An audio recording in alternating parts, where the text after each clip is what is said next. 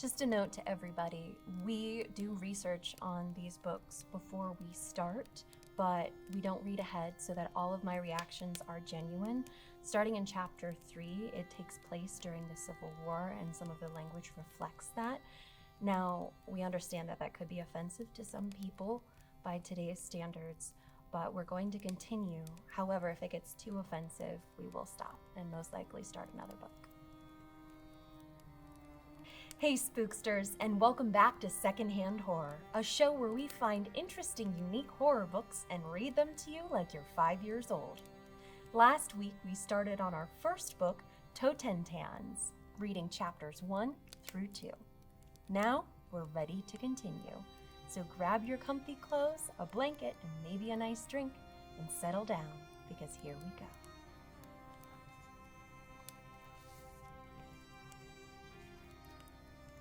Chapter 3. In another place, someone else dreamed. It wasn't dreaming, exactly. He did not close his eyes because when he did, there was nothing but silence. When he closed his eyes, he went away somewhere, and when he opened them, he came back to this place. He never remembered what happened in between. His dreams were of another kind. He lay with his hands behind his head, one foot braced on the other side of the bunk and the other on the wall of the truck, and he let his memories wash over him. This was as close to dreaming as he came. He was housed in blackness. The back of the truck was closed off, the dull metal doors shut, and the 2 cutout windows shuttered with black tape. He had done the taping himself. When the truck stopped, he did not get up to relieve himself, or to eat, or to stretch his legs. Occasionally, he was jostled as the truck ran over a pothole.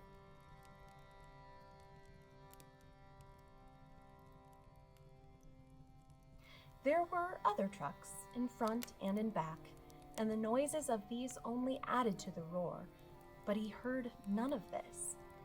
There had been a time when trucks had amazed him, when electric lights and gasoline and telephones and phonographs had amazed him, but this time had long passed. Once you got past the fact that these things existed, everything else was the same. People, he found, were always the same. He closed his eyes, but sleep, or what happened to him that was like sleep, would not come. The truck took a long curve, and he felt the weight of his body shift with the pull of it. Darkness eluded him. Finally, something of the blackness descended. Then the truck stopped abruptly, starting up again, and almost immediately bounced into a rut. This tossed him enough to one side that he had to reposition himself on the stiff bunk. Giving up, he lay back with his eyes opened and dreamed. He was on a train. Someone was tapping him, pushing at his shoulder to wake him up. He swam out of his sleep to see an earnest face under a blue cap, bending over him. For a moment, he thought it was an officer, but then he saw that the man's cap was of a different shade of blue, and that the man's face was florid and full and not wartime slack at all. The man had a short mustache and looked at him urgently. "You're stopped, soldier," the conductor said, nudging him a final time to make sure he was awake. "You're stopped next." He sat up all the way, pushing his boots against the seat in front of him as the conductor straightened and moved on, announcing the station in the failed stage basso he knew that all conductors of all times used. He looked out the window, ignoring the insistent ache in his leg where his wound had been pressed tight against the seat. He saw that, indeed, they were coming slowly into town. The sun was low, and it must be either sunset or sunrise, and he wasn't sure which, and didn't care much. He felt wearier than he ever had before. He was a young man with a young face and curly reddish hair, and he had never been quite old enough to grow a mustache. His hands were large, and his eyes were large and almost blue, and his mouth had never been the smiling kind, although he knew how to smile. He had smiled a long time ago, but had not smiled since. With a sudden instinct, He wheeled up and out of his seat, pulled his duffel from the overhead rack, and moved with clacking steps to the end of the car and down onto the exit platform. The train was losing speed, and he stood half in, half out for a moment, feeling a stiff, artificial breeze across his face before letting go of the safety rail to jump onto the steep grade of the tracks. He landed on his feet, and then his right leg gave out suddenly, sending him down into a roll, but he came up into a sitting position, unhurt, brushing the dust from his war-worn pants and coat. He got to his feet, knocking his hat against his leg, and watching the train move off into the approaching station, and then, for all he knew, into infinity. It was only after the train had made its short stop, almost immediately grinding to a motion once more, that he turned his attention to the farm in the near distance. As his eyes studied it, an ache began within him, an ache that needed no encouragement, and that he couldn't stop, even if he wanted to. In a way, he savored it. It was many aches in one, an ache for lost childhood, for the life that this farm, if not prosperous, at least life-serving, had once meant to him, an ache for the loss of his brother Tom, and above all, an ache of dull anticipation about what he would find here. He expected the worst. When the last few letters he had sent from the army hospital had gone unanswered, the last one even being returned, he knew that something had occurred, but he refused to admit that he knew until he had seen it with his own eyes. His father had always been a strong man, but there had been those times when he had been taken with this strange pain in his joints and been forced to go to his bed. Perhaps that had happened, but then why hadn't he at least heard from Lucius? Lucius could read and write as well as any white man in Montvale, and for all intents and purposes, he was a member of the family. Over the years, Lucius had become almost an uncle. Now that he approached the farm, he saw that it looked abandoned. The whitewash was peeling from the fences, and the front of the house, the big oak out front, was dead. It looked as though it had been hit by lightning. No sign of animals or equipment anywhere. And there, to the side of the barn, stood the small carousel his father had built with his own hands after seeing a picture of a European carousel in a panty magazine.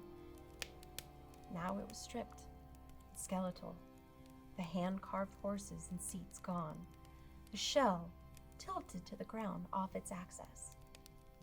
Wearily, his boots heavy on the groaning boards of the steps, he entered the house. The inside was, if anything, worse than the outside.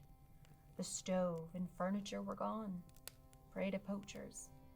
All that was left in his own home was a thin shelf hanging over its rusting bed, his old Bible on it, half torn. Even the bed was only half there, the head and one canting precariously on the dirty floor. He made his way back out to the yard. The sun was sinking boldly now, a sharp ball of orange dropping in the west behind the low hills. With a grunt, he adjusted his meager pack and tramped across to the barn. It was empty and damp, and he knew that it would have to be pulled down and replaced if he hoped to make a new start here. He didn't know if he wanted to do that. With a sigh, he turned to leave when a sound from a far corner caught his attention. He called out in a loud, stern voice, "Someone there?" Reflexively, his hands went to his rifle, but he gradually lowered it. "I said, anyone there?" In the failing light, he saw nothing in the rear of the barn. A few overturned crates and a stack of yellowed newspapers, nothing to make a noise. He was about to dismiss the sound when suddenly memory came to him.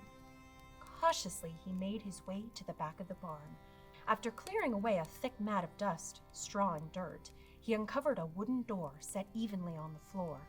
With the tip of his rifle, he hooked the metal ring and slowly raised the trap. He shouted down into the darkness, "Come on up!" There was silence. Tiny fingers of fear began to climb his back because he knew there was someone down there in that dark hole. Then suddenly, a face filled the opening, and a voice was calling his name in disbelief. "My God, is that you?" They told me you was killed in Gettysburg with your brother. Lucius! He dropped the rifle and helped the black man from the hole. Lucius looked half dead. There were circles under his eyes. His always thin frame was shrunken to painful leanness. Dark skin hung on tired bones. His hair had turned white, and he had the unsleeping look of a haunted man. Thank God for that hole, that old railroad hole, or I would have been hung 6 weeks ago. Where's your wife, boy? They're safe, over in Potterville with that Carson's. My wife's family, Lucius said, lowering his frail body to the ground. I sent them there after your daddy was murdered. Murdered? Shot like a dog nearly 2 months ago. I'm almost sure it was one of them major boys. They had a big bonfire and drew lots one night. Your daddy held out a long time. They wanted his land bad, figured the town would expand like mad with the war ended, and when he heard that both you and Tom was dead, he nearly gave up and gave it to them. But he held out until they shot him dead. What were you doing in a hole like that? Couldn't get away. Stayed to take care of your daddy's burial, and then Petey Graham, that slow boy, he come running to tell me they've decided to hang me. Made me some story about me putting my hands on a little white girl. What they really know is I saw your daddy killed. He dropped his head. The town's turned bad. Seeing the hard look that come into the other's eyes, Lucius grabbed him by the arm, holding strong. Don't you think about that. It's all of them, the whole town.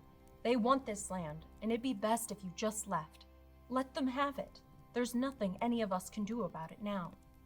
I want you to leave here. Lucius's eyes were pleading. Please, don't do anything. They'll kill you.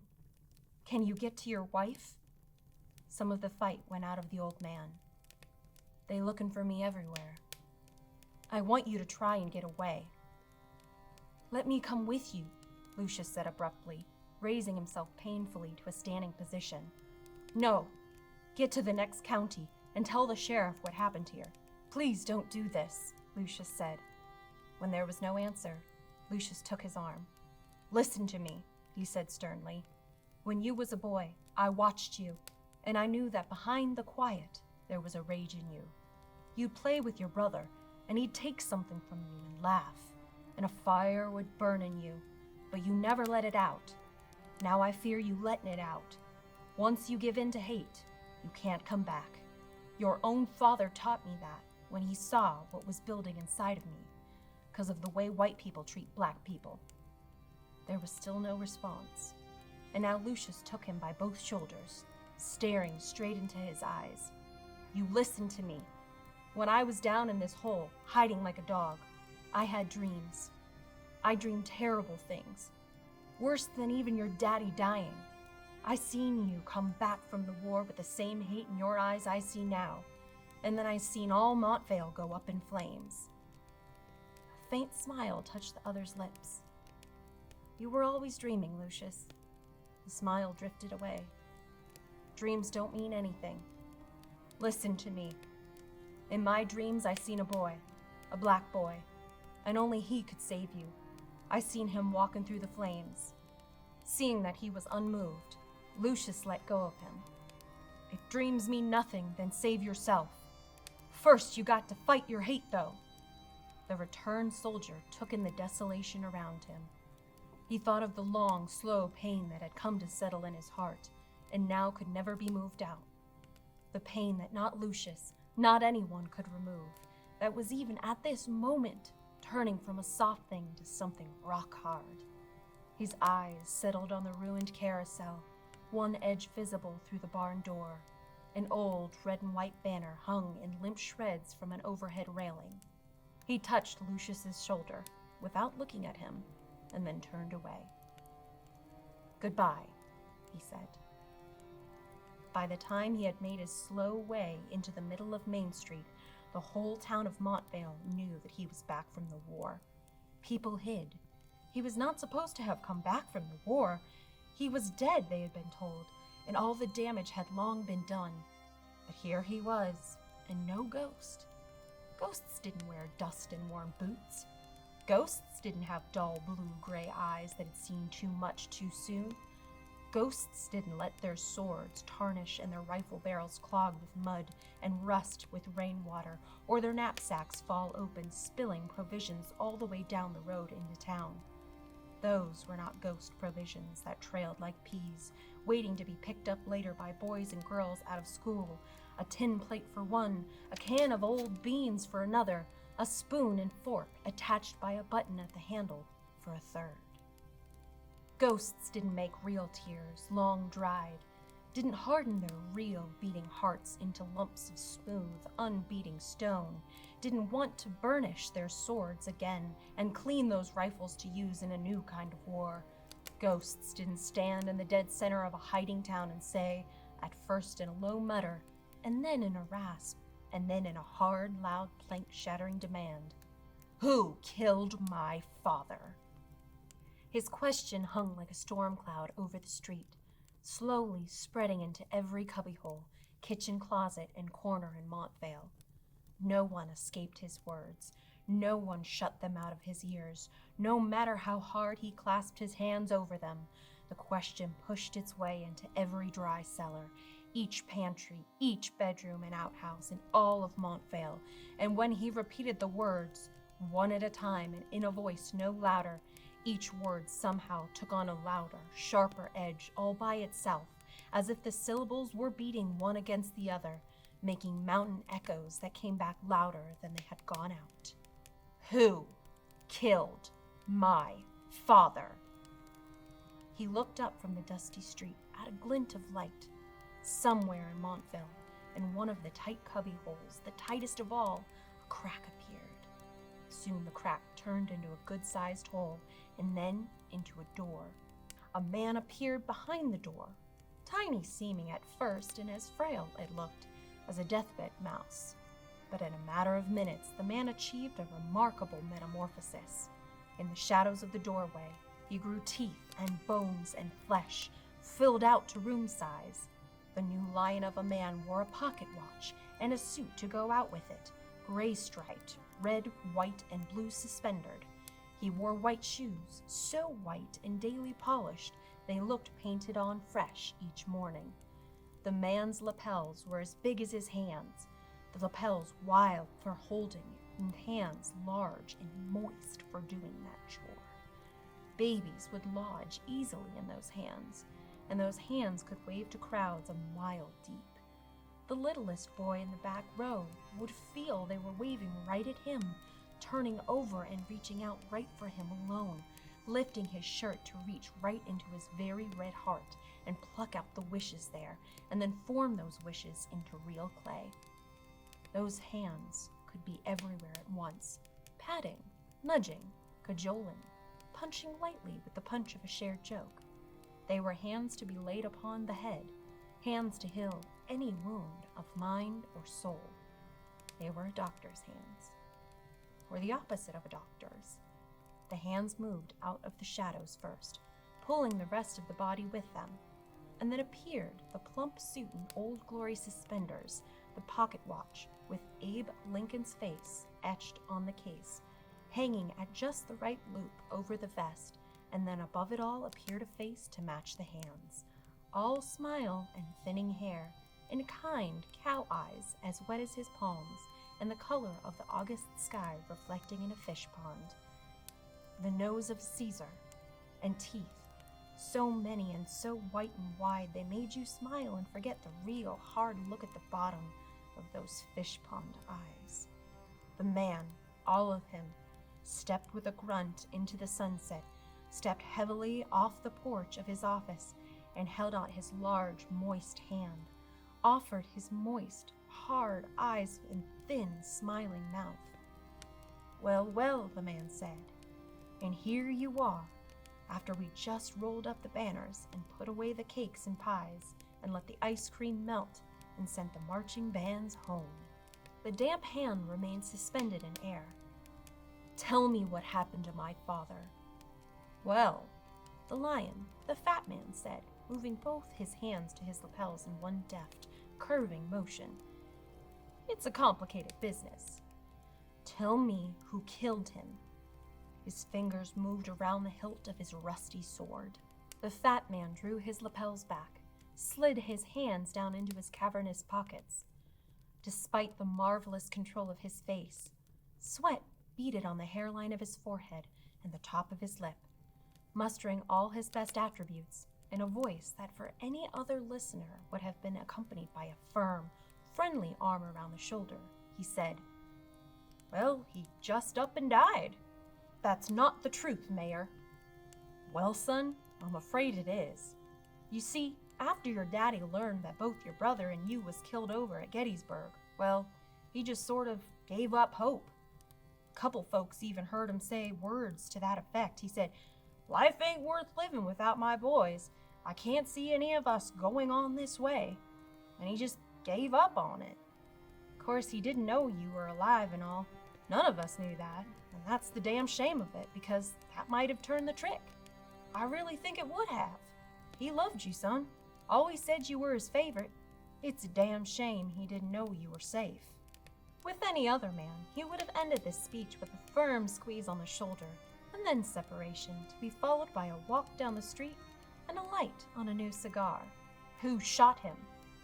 Again, a line of sweat broke out on the fat man's brow. "Well now, we never did find that out. Consensus was it was a hand he had working over there with him named Lucius. Black fellow. Ran away after the shooting, so we figured it must have been him. Sheriff Deacon, he did a real good job trying to track that boy down, but he just had no luck, none at all, and couldn't find any reason to think it might have been any other way. Unless, of course." The mayor caught himself before plunging ahead, and then feeling he had to complete what he had started, said in a voice much lower, "I'm real sorry for you, boy voice. Unless, of course, your daddy took his own life." Eyes, blue-gray eyes, turned on the mayor. "Of course, we ruled that out," the mayor added. "Doc said there was definitely foul play. Of course, people always will talk, but we're all damn sure, that black fellow did it." "I heard otherwise." "Did you?" Mayor feigned slight amusement and reproach. Once again his hand reached out of its own accord to grasp, to assure once again the hand fell limp to crawl, defeated, back into the mayor's pocket. "Like I said, I heard otherwise." His fingers moved slowly to the stock of his rifle, felt the old use there, the tiredness, the defeat. With practiced effort, his fingers sought to warm the rifle back to life, put the spark of death into it. "What I heard was, the whole town murdered him." His voice stayed cool and even, "I heard lots of things." Once again, his eyes bored into the fat man. "Tell me, who owns my father's land now?" Mayor's sweaty hands had nowhere to go, nothing to hold on to and squeeze with falsehood. They played around his pockets, his lapels, his watch chain, and finally his watch, winding it so hard the spring broke inside with an audible sound. "Town owns the land, of course. Your daddy did never settle his claim on it." The other spit on the ground, not missing the mayor's white shoe. "I saw what you did with that farm. Couldn't wait to get your hands on it. The house and barn are already half torn down." Sweat had disappeared from the fat man's lips and brow. "Soon be 10 new homes out that way, with 10 more planned next year." He brought his war gun up, but hands not the mayor's were laid on him. His eyes swiveled to see that others had come onto the darkening street. "I think we got us a suspect in that little girl's death last week," the man who laid his hands on the rifle said. He had a dull 5-point star on his shirt. Firmly, he took the rifle away. "Shame about your brother at Gettysburg," he said. "Heard he was a real brave boy." The sheriff grinned, a yellow, dull, tobacco-stained smile. "And don't you worry about Lucius. Him telling you all those stories? We know he was the one that killed your daddy. We'll catch him yet. Reckon we only got to look from where you came." He said quietly to the mayor, "I fear we'll be having a hanging. maybe 2 before long. The mayor replied, his hands finally finding safe passage on the lawn man's shoulders, squeezing them. I think we best have one of those hangings before another sun gets high. In the night, he heard quick hammers working. Steel nails met and kissed wood, and at dawn, through the bars of his cell, he watched them prove the rope tight and true. They led him up the scaffold and put the rope around his neck. He still wore his dusty uniform. He did not look at any of them, but stared straight ahead as they tightened the noose and stood back. There, over the hill, he could just make out in the rising light his father's farm, the ruined beams of the barn, and the skeleton of the carousel.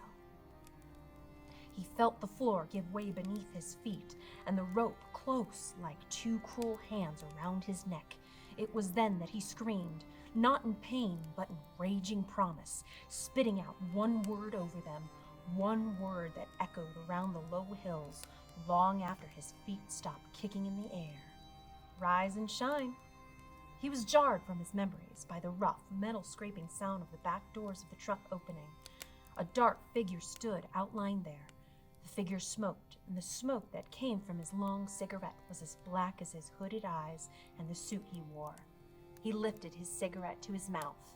His nails were neatly trimmed and pale, his skin as white as flour. He pulled the cigarette from his lips. Blue, black smoke. Our workers are up, the dark man said, smiling. Don't you think you should be up too? His voice both soothed and mocked. The other grunted, rolling up into a sitting position on the cot. He spat on the floor. They'll be finishing by morning, the dark man said. Good. Come now. Can't we have a little enthusiasm? He spat again. Lay off it, Ash. Ash was silent, smoking, and then he said, could it be that we're feeling just the tiniest bit anxious? There came now the dull sounds of equipment being moved, along with the sounds that saws and hammers make. There were no shouts or greetings. It was as if some inevitable engine had ground into life and set about its doing work.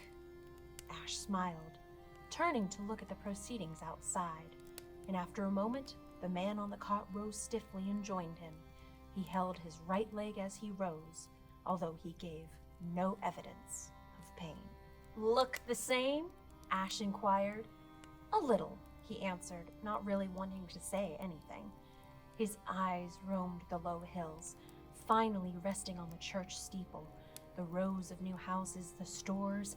It was the same, yet not the same. His gaze fell to the scene before him, the piles of boards and metal struts, the rolls of white lights and the red and green pennants. The ground they stood on was the same, but utterly different. The barn, the house, everything was gone. Even the huge oak had been uprooted, and the other trees, low, scrubby, unhealthy things, had grown in its place. They, too, would soon be uprooted. He eyed the ranks of silent workers. More were wandering down from the squat hill next to the church. A few bony-looking wooden structures had already been raised, and one was being covered in dull green canvas trimmed with red fringe. A few bright lights from the line of humming trucks gave the scene ghostly, intermittent spots of illumination. I told you they'd be finished by morning, Ash said.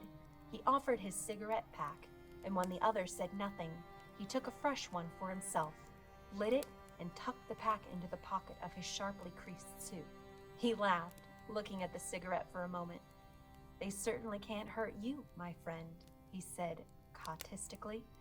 Tell me this, he continued, his voice probing like a knife as he watched his companion, whose eyes stared unswervingly ahead. How does it feel to know they built you your very own tomb at the top of the churchyard, at the very highest point, and then couldn't find you to put you in it? Ash's smile stretched into the long, thin, ghastly grin. How does it feel to be back in Montvale, Jeff Scott? That's the end of chapter 3. Well, that was a bit of a hard read. I was not expecting some of that Civil War language, so it caught me off guard. I'm glad it wasn't a lot deeper into that. The language once again was a little hard for me to kind of get around. The writing, the people, the back and forth, it got kind of confusing, but now I can basically see where that character would want to get his revenge on the town and why. I'm curious to see where the book wraps up that story and if they make him to be some kind of hero or continue to be the villain. Who knows? Only one way to find out. Gotta keep reading.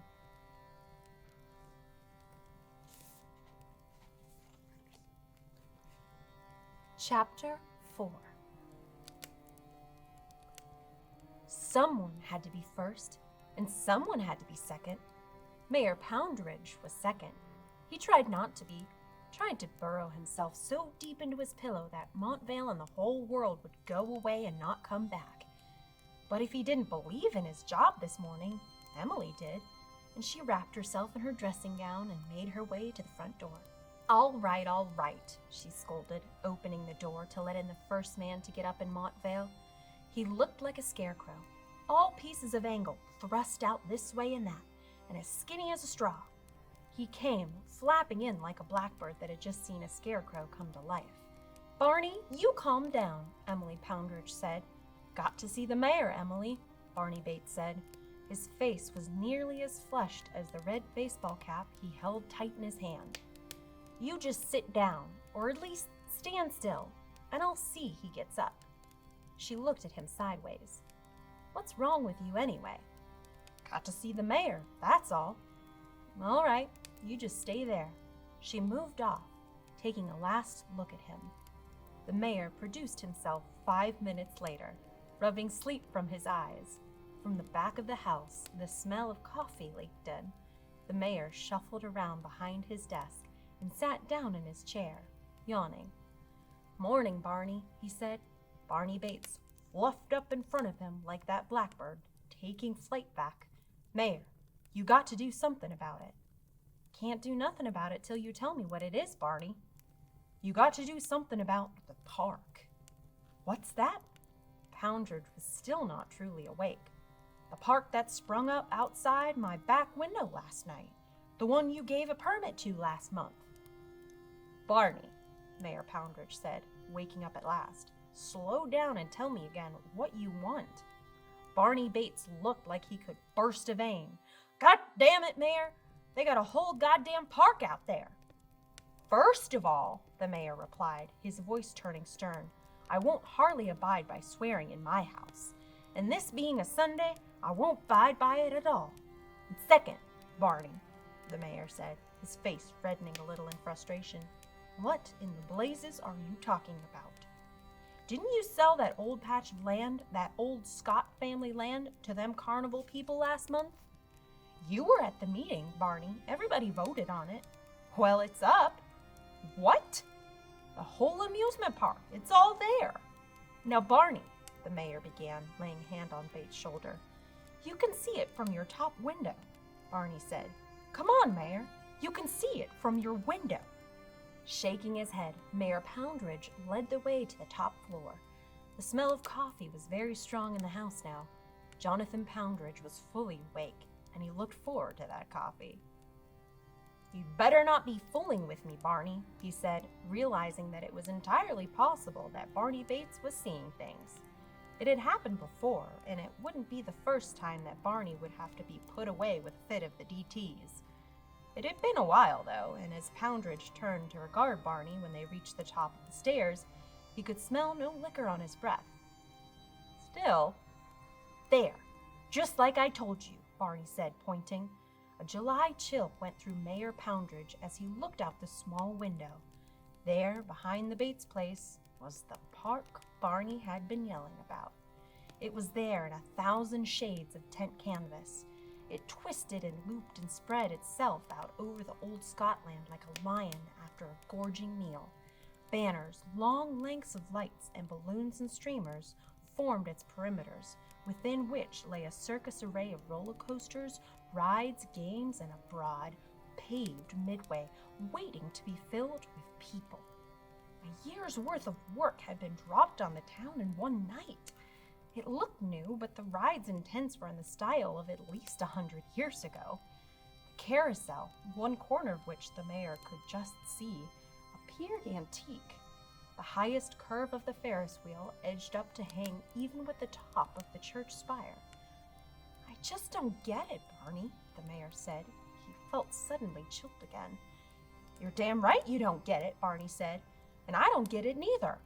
Can they build like that with all that stuff right outside my back window?" For a moment, Mayor Poundridge didn't hear him. He was remembering his grandmother telling him about a carousel like that a long time ago. "I don't know, Barney." "Damn it, Mayor, do something about it." Mayor Poundridge had the oddest feeling that someone was watching him from the top of that roller coaster loop, and that there were eyes, huge disembodied eyes, boring into him. It was only with great effort that he was able to look away. "I suppose," he said, his voice low and thoughtful, "that we'll have to do something about." The three musketeers rose early. Something called them together, some magnetic change in the atmosphere that told them it was time for a meeting. The sun was barely up. Sleepily they crept from their beds, all three, dressed, and went yawning into the morning air. "I had a nightmare," Pup said when the others met him by his garage. "I dreamed there were reptiles all over me and big laughing mouths with nothing attached to them." "I had nightmares too," Jack said. His eyes were half closed, his words barely yawns. "There were fish attacking me, and I was underwater." Reggie only nodded quietly. "Me too." The air was heavy. It was as though the sun was fighting its way up the sky this morning, and there was no blue to blanket it, only a slate gray slab that made it look as though it would either drop below the horizon in shame or hurry across to the other side. The day might grow warmer later, but now there was a chill in it. Pup shivered. Even Sprinkles, his dog, who had followed him out, looked as though he wanted to crawl off to someplace warm, a winter fireplace or the south side of a stove. Pup absently scratched him behind the ears as he whimpered. "What are we doing here?" Pup asked peevishly. "It just seemed right," Jack said. Reggie's thoughts were elsewhere, far away. Pup's mother appeared at the back of the porch, a small, nervous woman with graying hair and a distracted concern in her voice. "Pup, are you warm enough?" she asked. "Do you want me to get your jacket?" Pup's father came out behind her, his briefcase under an arm. Impeccably dressed, he looked at none of them, but walked with deliberate, precise steps around to the front of the house. "Jerks," Pup muttered, ignoring his mother, who still stood on the porch, rubbing her hands. "Let's go inside," he said to his friends, turning to the garage as his mother went back into the house. They drew open the doors to their treasure house. The garage was huge, a 3-car port that Pup's parents never used because he had insisted he needed it all. And it was filled. Along one wall stood a solid block of bookcases, packed with every horror paperback and hardcover book Pup could lay his hands on, each in its proper place, each meticulously cataloged and stamped. 3 Musketeers only! 2 other walls were tacked up with pictures and photos. 20 Long Cheneys, a half wall of Vincent Prices, group portraits of wolfmen and Frankensteins and mummies. There was a prize picture of Stephen King holding up a copy of The Shining. There were other pictures, movie stills and posters, filling every available space. The 4th wall was lined with shelves, bulging with boxes. There were crates of fangs and capes, and bulbous heads and wigs, outer space faces, and Spock ears and abominable snowman feet. There were hundreds of costumes and parts of costumes, enough to assemble any monster. Each was labeled and stored neatly. One area was buttressed by benches and workplaces, half-finished models in neat rows, stacks of Day-Glo paints and jars of brushes side by side with tubes of fresh glue and display cases. 100 models were already finished, a hunchback on his pedestal, crying, "Sanctuary!" Bela Lugosi stepping forward, his cape held at nose height to show his eyes to best hypnotic advantage. Another model lay half-finished in sculpted pieces. The rest of the garage was filled with everything left over. Life-size mannequins covered with mummy tape, a torture rack in pine, a few bicycle parts ready to be made into who knows what. He drew open the door slowly, waiting for the magic to hit them as it always did. Nothing happened. The garage was cold. Pup switched on the lights. Bank on bank of neons flickered into gaslight overhead, and still the room was cold. It did nothing for them. The magic had disappeared, leaked out of the corners like damp rainwater, and siphoned off into the ground. Their clubhouse was suddenly just a big, damp room with junk. Pup shuddered. He was reluctant to enter. None of them wanted to enter. It was suddenly different. All of this childish and merely play. If they entered, someone might start laughing at them for being little boys. Quickly, Pup turned off the lights, and they watched the banks blink off, one after the other, leaving the garage in gray daylight again. Slowly, they swung the doors closed. Reggie felt colder than the garage. There was a sullen weight on him, heavier than sleep, like wet gray slush hanging around his neck by a cord. Beneath his skin, his bones felt cold. He kept catching the scent of something in the air, something just out of reach and recognition. It teased him. It was a cold, unpleasant smell, something that had been changed, altered. The lightness had been removed from the air. Dread and fear grew inside him. "What do we do?" Pup asked. He sounded as irritated, as troubled. He waited for the other two to say something, and when they didn't, he opened his mouth to speak again. Something sounded above them, something that should have been summer, but wasn't. It was like sound an ice cream truck makes, like sweet, clinky bells, only wheezy, without the sugar and with only the ice in common with the ice cream. It was a sound they had heard before, long ago on summer vacations far away in other larger towns. It ran up and down, bright and organ-like. The sound it played was tinkly and ominous, threatening. They all knew it. "That's a calliope," Jack said. Speedily, they lifted the tall ladder out of the side of the garage and snapped its aluminum sections into place as if it were an erector set. They tilted against gravity and then up onto the side of the garage. Jack, quick as a rabbit, leaped upon it, forcing the others to hold it steady lest he come down on top of them, ladder in tow. They waited, impatient, as he disentangled his sneaker from a rung halfway up. Finally, he was on the roof, holding onto the television antenna, masked like a pirate, peering out into the void at the edge of town. "Holy cats!" he breathed. Though it should have been a yelp, it came out and subdued, and it only sent further chills through all three of them. He climbed down carefully, and then the other two in turn climbed up, said something similar, and climbed down again. "What do we do?" Jack asked, feeling as though he had said nothing else all morning. "We go look," Pup said decisively. There was silence from his companions. They all knew what it was, the cold. The chill that was in the air blew from the direction of the amusement park. They each felt it, the presence of whatever it was, but Pup was adamant. "Come on," he insisted. "We'll just go look." Reggie nodded reluctantly, and they set off. The calliope had sent a spell over the town. It was as though 1,000,000 sleepwalkers had been set loose at once upon the world. Doorways stood open, and Montvale citizens, most of them in robes or hurriedly donned jeans and shirts, stood with ears cocked toward the amusement park. No one made a move to go further. The sound alone captivated them. Even crazy Frances, the town eccentric who lived in front of the barber shop, seemed to come out of her perpetual stupor and stood with her one good ear toward the sound of the calliope. There was a mixture of horror and rapture on Frances's face, and she was so intent upon her listening that she didn't even stop to shout, "He is the resurrection and the life," at the passing boys, as she usually did. Even the dogs in Montvale were alert, sitting with their ears up stiff. Above it all, the calliope played leisurely. It played as if at a funeral, slow tink after slower TD, in a kind of mock dirge that wove like smoke around the town.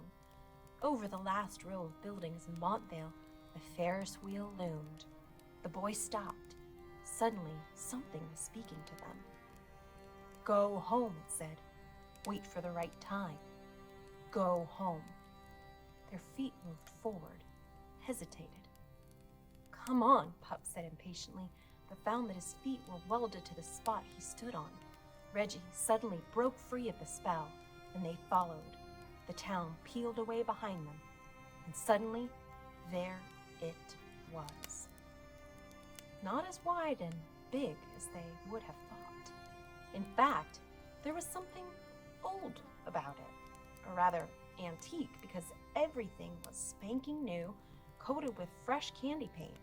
They could smell it drying, the colors of blue and brown and green and red and yellow, just as they saw a slice of the newly swept midway, the clumps of rides, the Ferris wheel, wrought iron it looked like, and painted Christmas tree colors, and in front of it, dominating everything, the merry-go-round. This was an antique, the horses real-looking, snarling red lips bearing gleaming yellow-white teeth, smooth flanks of red or yellow, saddles of wet-looking brown leather with real stirrups. I've got to be the first inside here, Pup muttered, staring up in fascination at the Ferris wheel. I've got to be. There was a fence around it all. Even if it hadn't been there, they would have felt one anyway. One of electricity or another thing equally invisible and equally repulsive. But there was a real fence, black iron, thick, with the top curling over into the park. The big double gates were closed, bolted. Not now, the place said. Not yet. Soon. It looked deserted within the fence, with thin new rolls of dust bumping down the walkways in between the tarp rides. Go away. Not yet. Without warning, Reggie felt as if he wanted badly to be home. His feet began to turn around, scuffling in the dirt on their own. He wanted to be in front of the TV, in his own room with his mother close by. The calliope hooted mournfully, its workings invisible, and somehow the music wove a voice around them that nudged them homeward. Reggie knew that the music was doing this to him, and he knew that this was not the time to fight it. I think we should go, he said. Jack concurred. But Pup stood his ground. Let's sneak in. He knew he wasn't serious, even before the words found their way out of his mouth. But once he had said them, he felt compelled to repeat them. Let's be the first in, just so we can say we were. I have to get home, Jack said. Reggie said nothing. Nervously, Pup toed the ground, and then he burst out. What's wrong with you guys? Don't you ever want to do anything new? Are you going to be babies your whole life, wearing monster masks when you're 50? Reggie and Jack were silent. Can't we ever do what I say? The calliope doop-de-deeped over them. Pup, too, had turned around unconsciously and was facing back toward Montvale. As Reggie and Jack began to walk away, he turned defiantly to the gate. I tell you, I want to be first in, damn it! Come with me! I think we should go, Reggie said quietly. Damn the two of you, Pup yelled. He glared at the wrought iron, his eyes fierce. Reggie and Jack were pulling away from him, leaving him behind. Go home soon. Groaning in frustration, Pup put a foot out to test the climbing strength of the metal, but before his foot touched it, he pulled it back. Damn it, he muttered under his breath. The sound of the calliope ran through his ears, down inside. He turned away. Damn it! Soon. He gave a final, malignant glance at the amusement park through the tall, silent gates, and then his feet kicked dust and ran him home.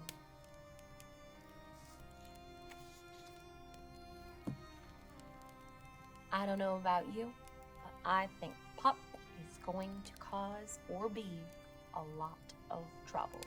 Maybe he's the first of the boys to get hurt. I'm curious to see where this goes, and why they can't just walk in automatically. Interesting. Well, I guess we'll have to find out what happens next week on Secondhand Horror. Thanks for tuning in and joining me this week, and I'll see you next Monday. Bye-bye.